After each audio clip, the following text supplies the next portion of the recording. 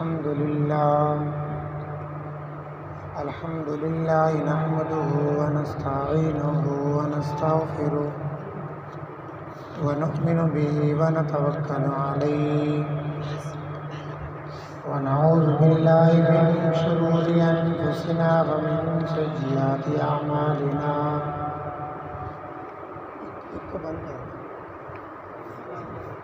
من يهده الله فلا مضل له ومن يضلل فلا هادي له ونشهد أن لا إله إلا الله وحده لا شريك له ونشهد أن سيدنا وسندنا وحبيبنا وطبيبنا ومولانا محمدا عبده ورسوله أما بعد فأعوذ بالله من الشيطان الرجيم بسم الله الرحمن الرحيم الذي خلق الموت والحياة ليبلوكم أيكم أحسن عملا صدق الله العظيم وصدق رسوله النبي الكريم ونحن على ذلك لمن الشاهدين والشاكرين والحمد لله رب العالمين.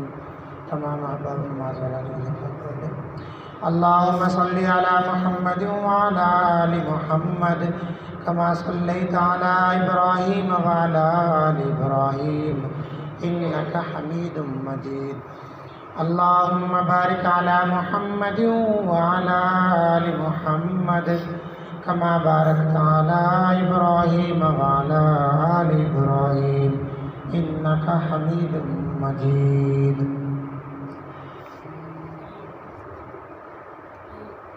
واجب الاحترام معزز سامعین، عزیز طلباء اکرام، آپ حضرات کے سامنے قرآن پاک کی ایک آیت مبارکہ تلاوت فرمائی، جس کے اندر اللہ رب العزت نے فرمایا اللہ وہ ذات ہے کہ جس نے موت کو اور حیات کو یعنی کہ موت اور زندگی کو پیدا کیا تاکہ اللہ رب العزت تمہیں آزمائے کہ تم کتنے اچھے عمل کرتے ہو۔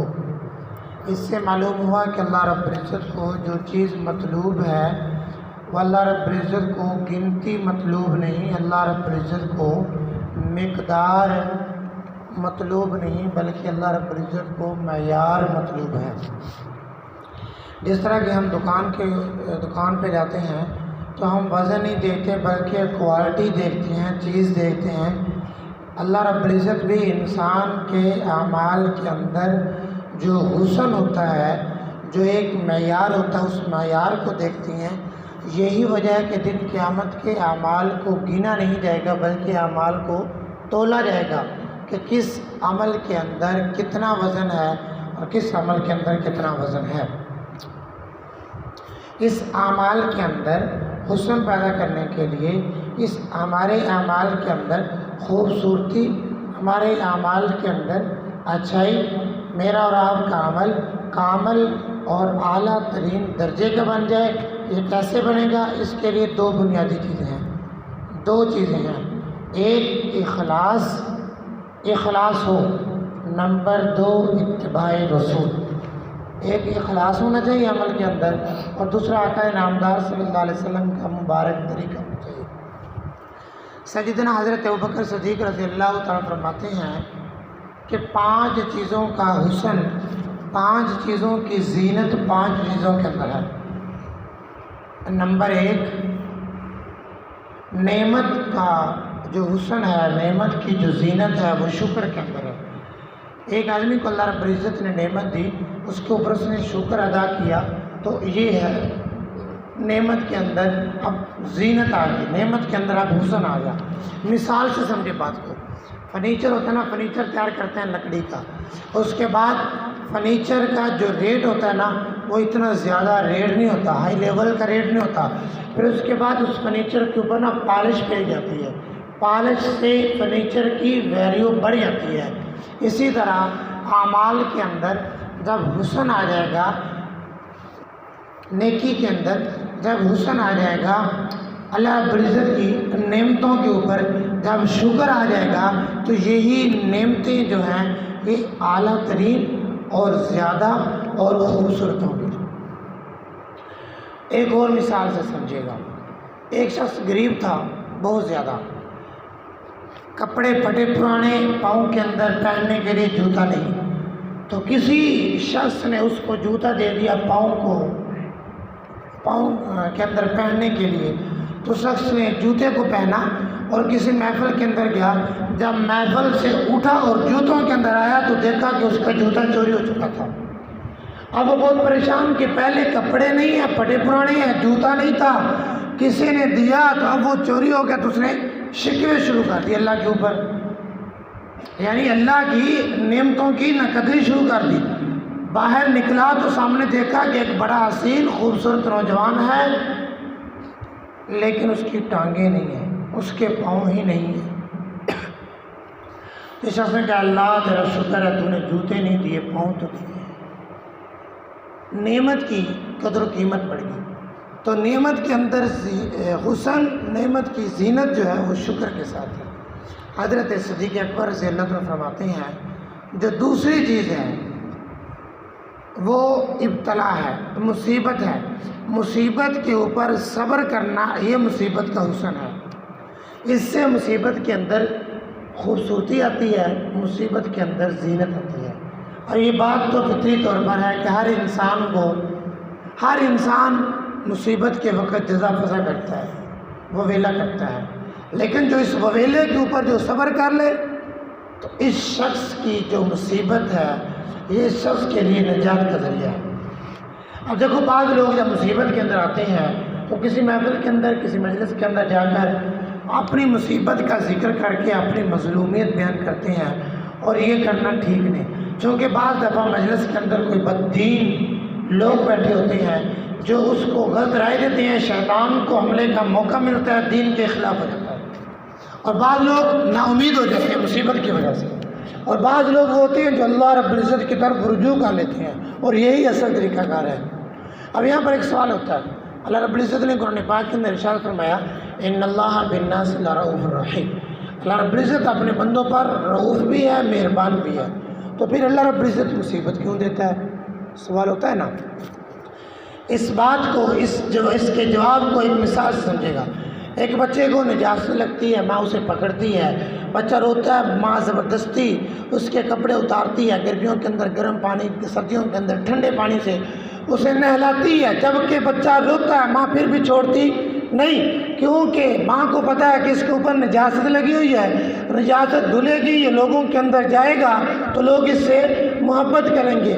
تو جب بندے کے اوپر گناہوں کی نجاست لگ جاتی ہے تو اللہ کی طرف سے کوئی مصیبت، کوئی پریشانی، کوئی مشکل آتی ہے تو اللہ رب العزت در حقیقت بندے کے گناہوں کو دھونا چاہتا ہے تاکہ میرا بندہ لوگوں کے اندر جائے تو خوبصورت نظر آئے. ایک اور مثال سمجھیے گا. ایک آدمی کے جسم کے اوپر دانے نکل آتے ہیں، ڈاکٹر کے پاس جاتا ہے، ڈاکٹر اسے کڑوی دوائی دیتا ہے. بندہ کہتا ہے کہ بھائی ڈاکٹر یہ کڑوی دوائی خدا خوفی کرو، میٹھی دوائی دے. کہتا ہے؟ نہیں کہتا.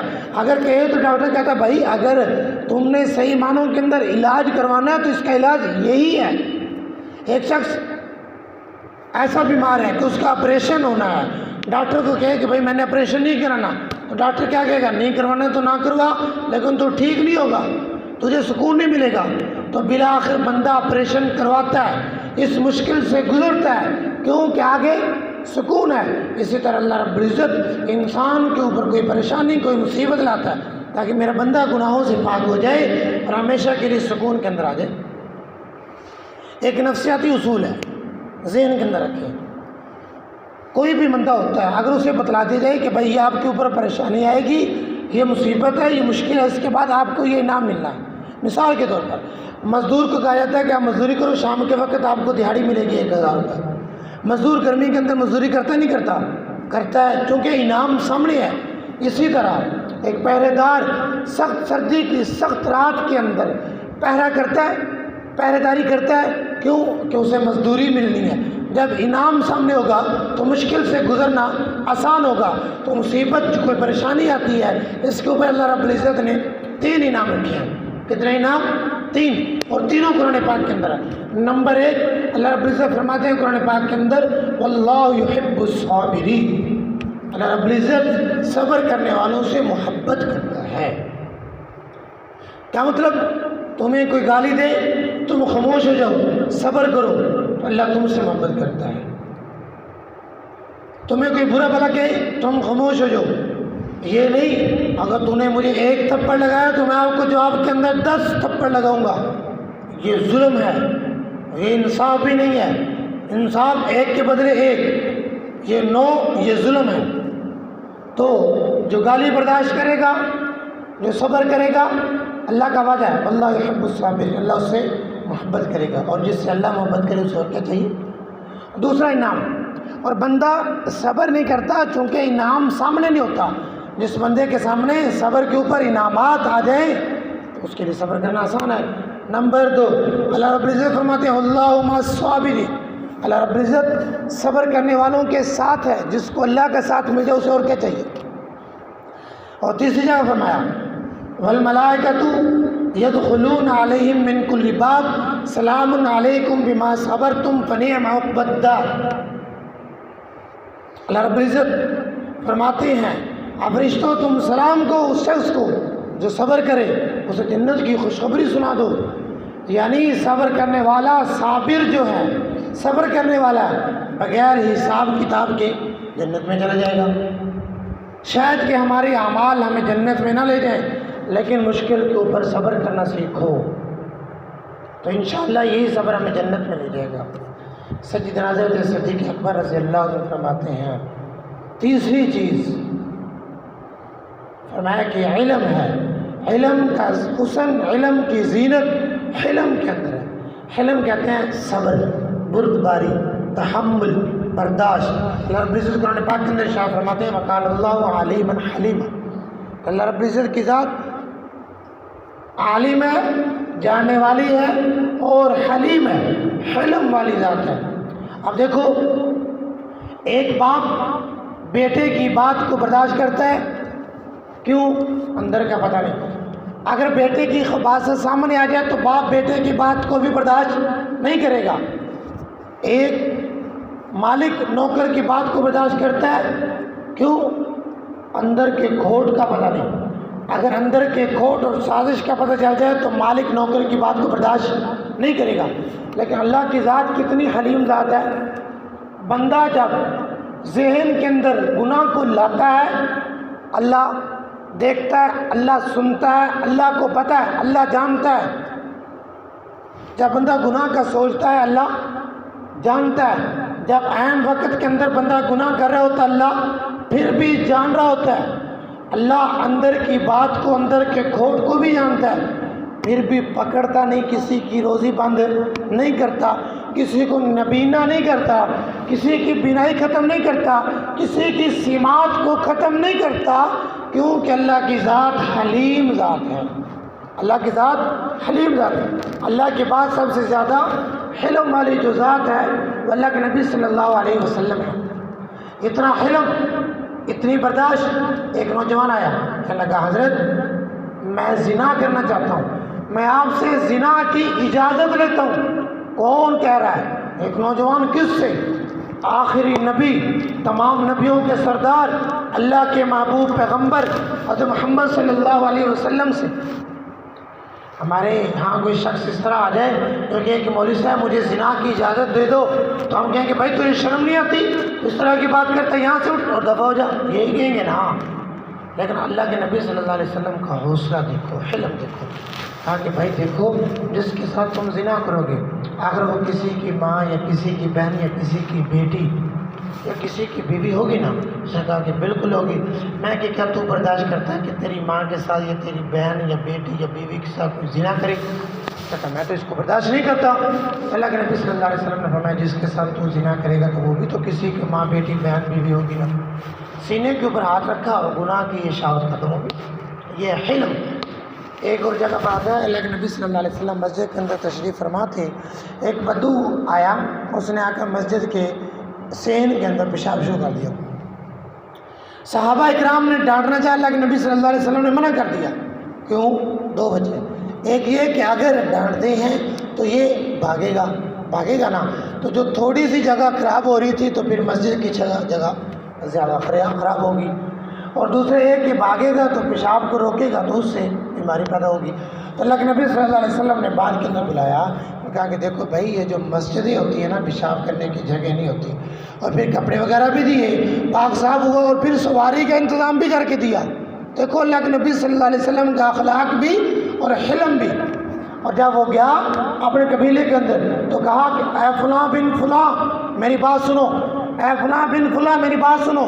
لوگوں کو اکٹھا کیا اور کہا کہ میں نے یہ حرکت کی اور میرے ساتھ محمد نے یہ معاملہ کیا۔ اس نے کہا کہ ہمیں دیکھنا چاہیے محمد کس طرح اتنا عظیم شخص ہے کہ جو اس طرح کے جرم کے اوپر بھی اس طرح کا صلہ دیتا ہے۔ تو پھر ایک شخص کی وجہ سے پورا کا پورا قبیلہ مسلمان ہو گیا۔ اور ہمارے اسلاف کو دیکھ لیں، ان کے اندر حلم کتنا ہے۔ حضرت امام اعظم ابو حنیفہ رحمۃ اللہ علیہ کے متعلق آتے ہیں، ان کا فتویٰ تھا کہ موسیقی حرام ہے، یہ جو ہم گانے وغیرہ سنتے ہیں یہ حرام ہے، ٹھیک ہے نا بھائی، یہ حرام ہے۔ تو ایک نوجوان تھا کہ جو موسیقی کا شوقین تھا، وہ آئے اور حضرت کو گالی نکالنی شروع کر دی۔ حضرت گھر جا رہے تھے، دروازے پہ آ کے رک گئے۔ انہوں نے کہا بھائی رک کیوں گئے؟ میں کہ تم گالیاں نکال لو پھر میں چلا جاؤں گا۔ اور دیکھو کتنا حلم، کتنی برداشت۔ اور حضرت امام صاحب رحمۃ اللہ علیہ کا فتویٰ تھا کہ جب لڑکی عاقلہ ہو، بالغہ ہو، جوان ہو جائے تو اس کو نکاح کا اختیار ہے، شادی کا اختیار ہے۔ تو امام صاحب رحمۃ اللہ علیہ کے والد فوت ہو گئے اور والدہ بیوہ ہوگی۔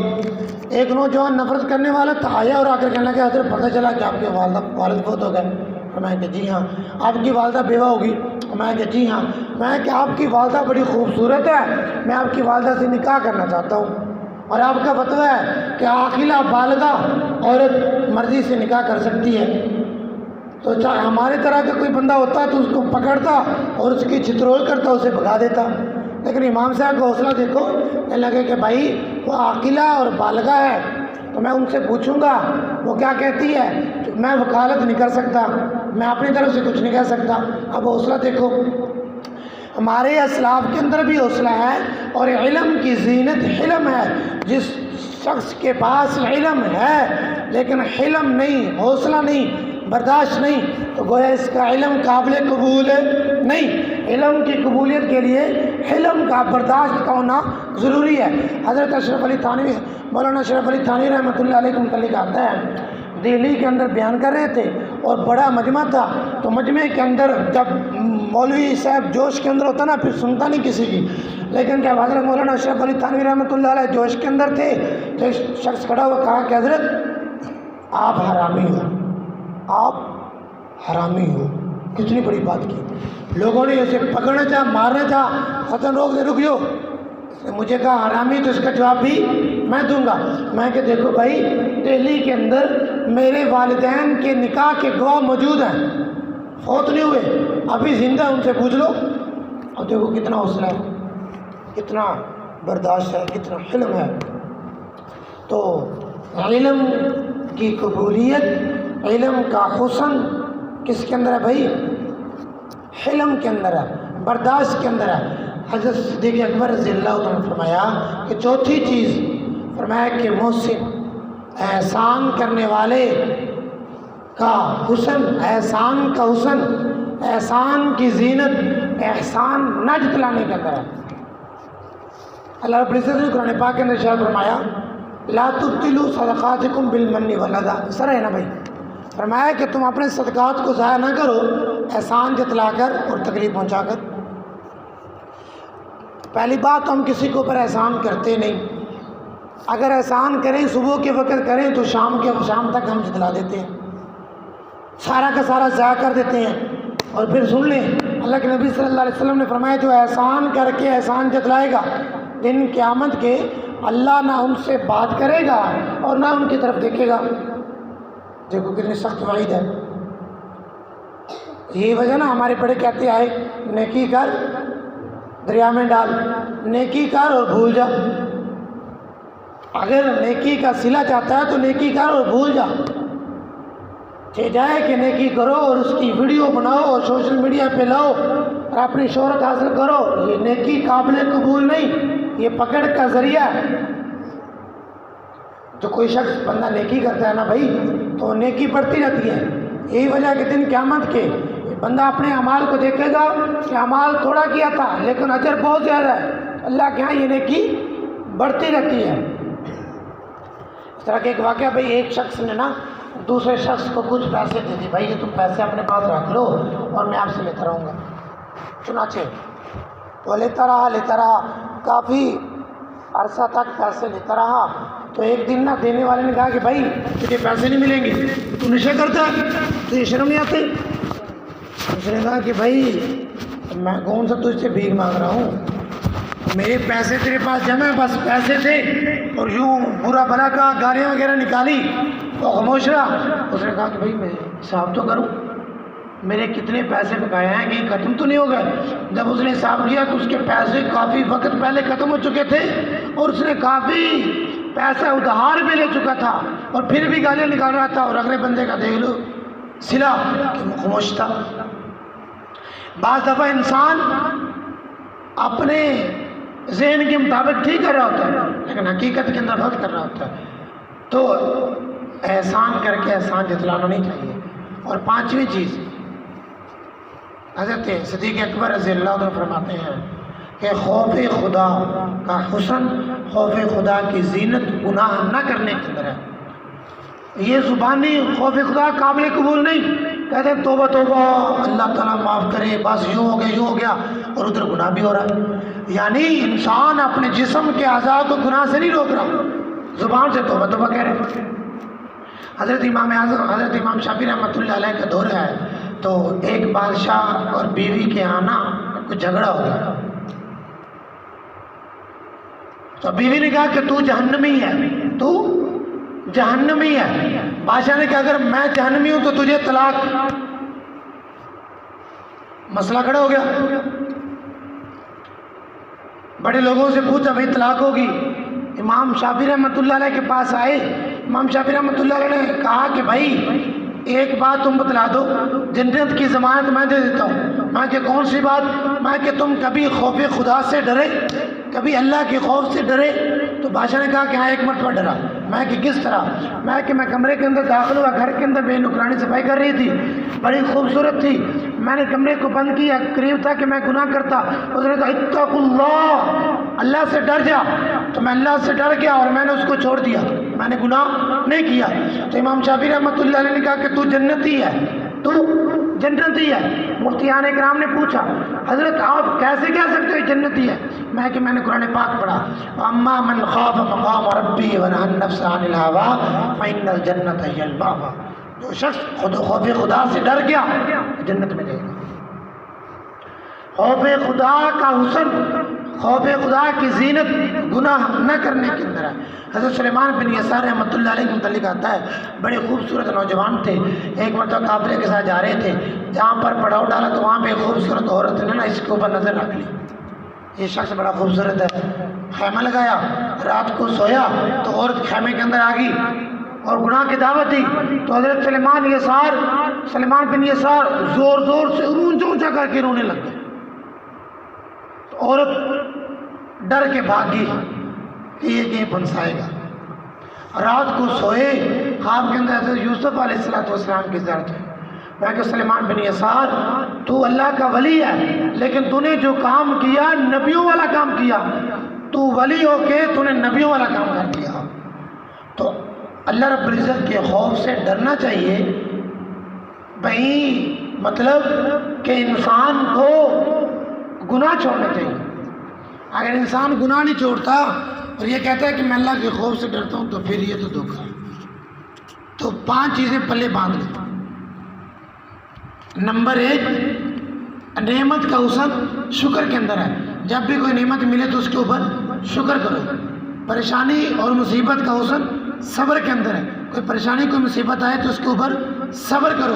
نمبر 3، علم کا حسن حلم کے اندر ہے، اللہ نے علم دیا تو برداشت بھی کرو۔ نمبر 4، احسان کیا تو پھر احسان جتلاؤ نہیں، نیکی کر دریا میں ڈال۔ نمبر 5، اللہ کے خوف سے ڈرو، اللہ کے خوف کا حسن گناہ نہ کرنے کے اندر ہے۔ تو ان چیزوں کے اوپر عمل کرو گے نا انشاءاللہ۔ اللہ رب العزت سے دعا ہے جو کچھ کہا گیا ہمیں توفیق نصیب۔